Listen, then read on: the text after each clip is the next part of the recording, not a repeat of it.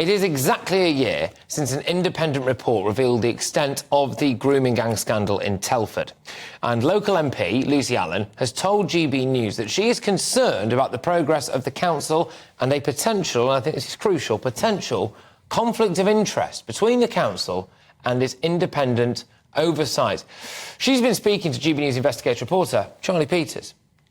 No evidence of any of the progress the council says that they have made. We've been led to believe that there has been meetings of groups of people who are in charge of the implementation process. We find no evidence of those meetings having been held. So they've claimed that they have implemented a certain number of recommendations, but nobody knows which recommendations those are. And there are a number of issues that I think do raise concerns, particularly around the independent oversight of the implementation process. We've been led to believe that there was an independent chair, but it turns out that actually that's not correct. Councillor Sean Davis, the leader of Telford and Wrekin Council, has long been the leader of the Labour Party on the LGA. He's long been the vice chair. He then went and appointed somebody from the LGA to take on the role of independent chair. He then went on to become the chair of the LGA. There is no way that Sarah Messenger does not have a conflict of interest. Well, GB News investigative reporter Charlie Peters joins me now. So, Charlie, talk me through this then. The risk would be what? They're marking their own homework? That's precisely the allegation that Lucy Allan is making now, as you heard.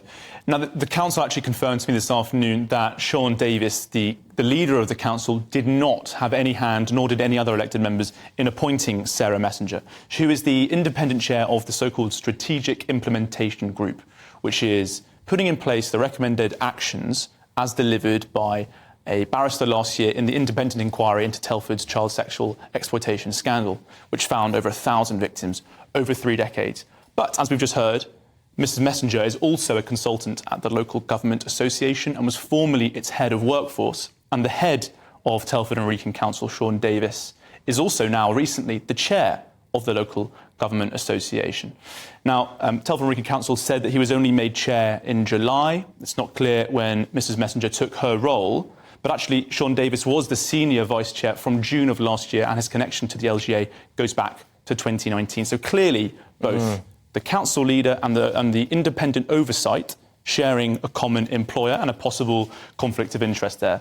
Now, Lucy Allan, the MP for Telford, said this is a clear conflict of interest, as we heard. Now, in a statement given to me today, Telford and Wrekin Council said that they strongly reject that perspective. And I believe we have that statement, and they said that he had no position in selecting Sarah Messenger for that role. There's an independent role separate from the joint CSE review group, but of course, our viewers can make up their own minds. No, indeed. It's worth reminding our viewers, I think, a bit about what actually went on in Telford, because I believe at the time it was the UK's largest ever grooming gang scandal. It was the first one to break in a number of years, and it's the second major kind of independent report after the Rotherham scandal was exposed in 2014 with the J report and the Casey report a year later into Rotherham. So it's the second kind of major one to break national headlines.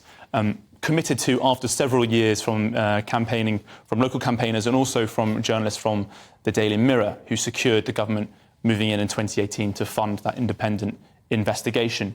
Now, other allegations that Lucy Allan makes in her statement to GB News today are that there's insufficient transparency and that this group isn't meeting enough. Some of those claims, actually, the council dealt with quite strongly in the statement to me today, declaring that actually they're only required to meet, this joint CSE review group is only required to meet once every 6 months, which they have in July, and there's another meeting from February, and there's another meeting established today, I believe. However, on the recommended actions being achieved, they say they've achieved 51% of them, but won't give a clear sight of what they are. They told me that it revolved around taxi licensing, nighttime economy licensing, children's education, and additional funding for its specialist support teams dealing with CSE. But in terms of actual information on what those actions were, which ones of the required 82 recommendations, that information not wasn't saying. given. Not just yet. They're not saying. Look, Charlie, thank you very, very much, and thank you for continuing to shine a light on an issue that is going on and has been going on up and down the country and, frankly, goes thoroughly underreported. Charlie Peters there